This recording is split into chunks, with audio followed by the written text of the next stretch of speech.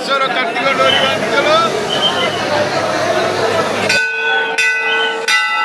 एचआरटीवी ओडियार अगणित दर्शक बंधु मानक अनेक अनेक शुभेच्छा अभिनंदन। आज आम आसी पहुंचीचु कटक जिले में बाबा धबलेश्वर पीठ में।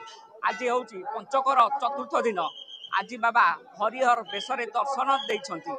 त्रयोदश और चतुर्दश संदीक्षण में बाबा धबलेश्वर पाखे लगी होइछि प्रसिद्ध गजभोग। आम सहित अच्छा पूजक चलता सहित सीधा सड़क आलोचना करवा। आपन को आम चैनल को स्वागत। कौन कहे बाबा जो गजभोग रही है कौन तार महत्व?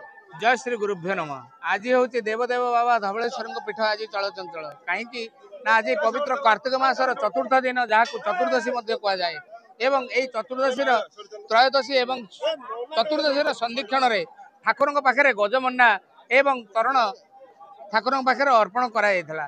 प्रथम ठाकुर को द्वार फिटा नीति ठीक राति 2टार आरंभ हो ठाकुर 108 सुभाषित जल स्नान कराई सारापर यापर शंकुड़ी भोग भितर आमर प्रथम मंगला आलती भोग प्रभु को खेचुड़ी भोग अर्पण कराइला।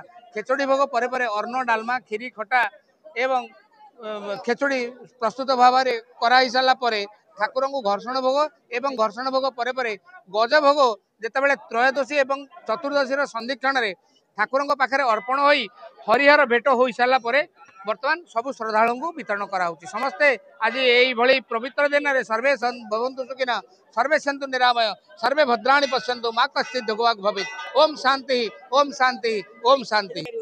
देखंतु ये जो कला और धलार सम्मिश्रण जस्य प्रभावात कृष्णमुषस्तु शुक्ल जे प्रभाव रे जहाँ कृपा जहाँ दया जो कला बलदी धला होता ताको मन रखापी उपरर अंशटी धला जो आमर चूना तैयारी होता है ताकू धला अंशटी थाए एवं तल अंशटी माने भीतर अंशटी थाए कौन ना मुग नड़िया गुड़ एवं विभिन्न मसला जातीय द्रव्य पड़ी ताकू स्वतंत्र भाव में प्रस्तुत हो ठाकुर पाखे अर्पण होता है। धन्यवाद।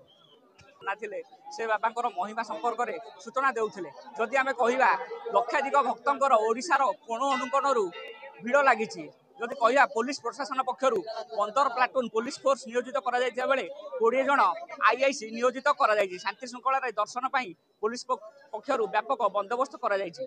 बाबा धबलेश्वर पीठर मानस रंजन साहू, एचआरटीवी ओडिया।